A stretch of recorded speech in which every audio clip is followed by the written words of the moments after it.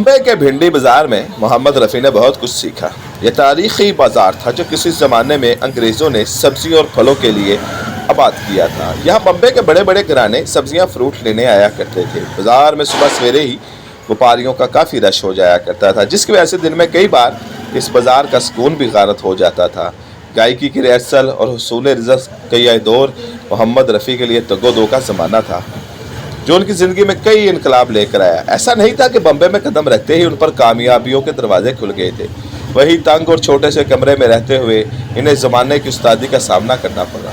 रोज़ाना पंजगाना नमाज अदा करने के लिए बाज़ार की नवाब मस्जिद में जाते और हमेशा दुआ करते, मालिक मुझे अता कर, लेकिन वो अता कर जिससे तू राज़ी हो जाए। कई बार इनको खुशू ऐसा बढ़ता कि आंखें इश्कबार हो जाती, फिर इनके दिल को सुकून और ठारस मिल जाती। मोहम्मद रफ़ी रफ्तों के मुसाफिर थे, जिससे इनके दिल में दूसरों का एहतराम कूट कूट कर भरा हुआ था। वो मस्जिद में जाने के लिए नमाज फजर के वक्त अपने कमरे से निकलते तो निगाहें झुका लेते और जो मिलता उसको अदाब पेश करते। एक ठेठ पंजाबी होने के बावजूद वो बम्बई के माहौल को जान गए थे, इसलिए उन्होंने उर्दू हिंदी को भी अपना वतीरा बना लिया था। इस्लाम के बजाय अदाब कहने की आदत डाल ली। नमाज फजर के बाद वो बम्बई की साहल की तरफ निकल जाते। ये साहल वहाँ से 2 किलोमीटर के फासले पर था। वो पैदल ही वहाँ जाते थे तो एक सुबह के खेजी के वो आदी थे, दूसरा इन्हें रियाज करना होता था। इन्हें अंदाज़ा हो गया था कि अपने कमरे में वो घंटों रियाज नहीं कर सकते, क्योंकि लोग डिस्टर्ब हो सकते थे और इन्हें कामल यकसोई नसीब ना होती। साल पर वो एक जानिब खामोशी से एक जगह चुन लेते और रियाज करने लग जाते। यूं ही घंटों वो रियाज करते। इस बारे कहा जाता है कि कंगाली के मैं दौर में भी नहीं यहाँ रियाज करते हुए उस वक्त के सुपरस्टार सुरैया ने देखा तो उनकी आवाज़ सुनकर हैरान रह गई। सैर के लिए साल पर आया करती थी। सुरैया ने देखा कि एक नौजवान दुनिया माफिया से बेखबर रियाज कर रहा है, हमद और कलाम गा रहा है, तो कई मिनट तक उसको सुनती रही। फिर उसके पास गई और पूछा, तुम गायक हो? मोहम्मद रफ़ी को उस वक्त तो ये मालूम नहीं था कि ये सुरैया है, और एक दिलकश खुबरू लड़की को सामने देखकर परेशान हो गए और शर्म से दोहरे होकर कहा, जी बहन जी, कोशिश कर रहा हूँ गायक बन जाऊँ। यहाँ रोज़ाना आते हो? सुरैया ने पूछा, जी रोज़ आता हूँ। मोहम्मद रफ़ी ने निगाहें झुकाते हुए कहा, अपने घर में रियाज क्यों नहीं करते? सुरैया ने इस्तफसार किया। मोहम्मद रफ़ी ने अपनी मजबूरी से आगाह किया और अपने बारे में बताया तो सुरैया खुल उठी, मैं भी तो लाहौर की हूँ। सुरैया ने अपना तारुफ कराया तो मोहम्मद रफ़ी का चेहरा खुशी से खिल उठा, अपनाइयत का एहसास हुआ।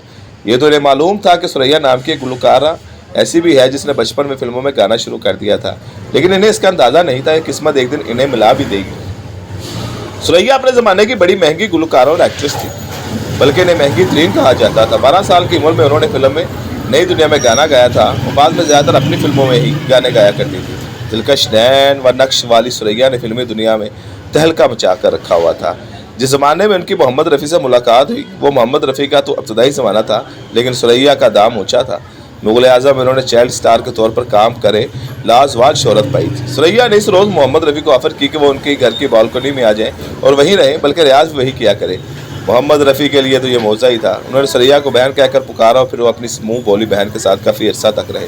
बल्कि वो वक्त भी आ गया जब उन्होंने सुरैया के साथ डुएट गाए और अपने दौर के मकबूल गीतों में उनका शुमार होने लगा।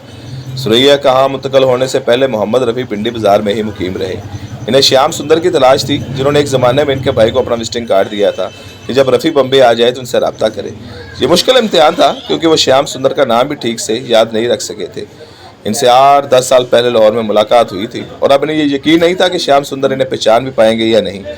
श्याम सुंदर की तलाश के साथ साथ वो मेहनत भी जारी रखे हुए थे, इसलिए खुदा ने इनकी सुन ली और एक दिन जब वो काम की तलाश में स्टूडियो गए तो श्याम सुंदर से मुलाकात होगी। जब उन्हें याद कराया तो वो जान गए, हाँ ये वही लड़का है जिसने लाहौर में KL सैगर के शो में माइक के बगैर गा के मजमा लूट दिया था।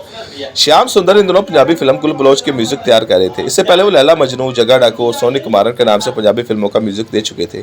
श्याम सुंदर ने सिर्फ 4 पंजाबी फिल्मों का ही म्यूजिक दिया। उसके बाद वो तकरीबन 24 हिंदी फिल्मों का म्यूजिक देकर इंडस्ट्री को खैराबाद कह गए थे। गुल बलोच में उन्होंने मोहम्मद रफ़ी से पहला गाना गवाया वो ज़ीनत बेगम के साथ था, जिसके बोल थे, गोरिये नी हीरे नी तेरी याद ने बहुत सताया। ये गाना 1944 की फिल्म गुल बलोच में सामने आया तो मकबूलियत के रिकॉर्ड टूट गए। श्याम सुंदर ने अगले साल फिर मोहम्मद रफ़ी को अपनी फिल्म गाँव की गोरी के लिए प्लेबैक सिंगर के तौर पर मौका दिया। इस फिल्म में GM तुरानी के साथ उन्होंने ऐसा सदाबहार गाना रिकॉर्ड कराया जो पूरे बरसगीर में परसों तक गूंजता रहा। इसके बोल थे, अजी दिल पे काबू हो तो दिलदार की ऐसी की तैसी। जैसा कि इसके बोलों से अंदाज़ा है कि इस गाने के नौजवानों में बड़ी मकबूलियत हासिल हुई।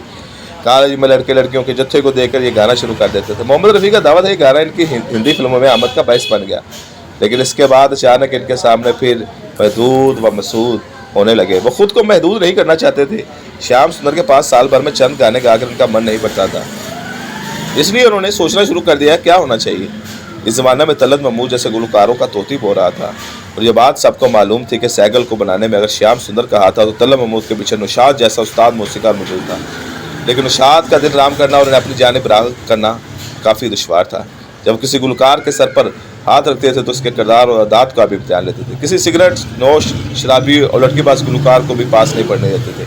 मोहम्मद रफ़ी में तो ऐसा कोई ऐब भी था ही नहीं, लेकिन उन्हें डर इस बात का था कि अगर उन्होंने इनकार कर दिया तो फिर हिंदी फिल्मों में काम मिलने की तवक्को में काफ़ी वक्त गुजर जाएगा।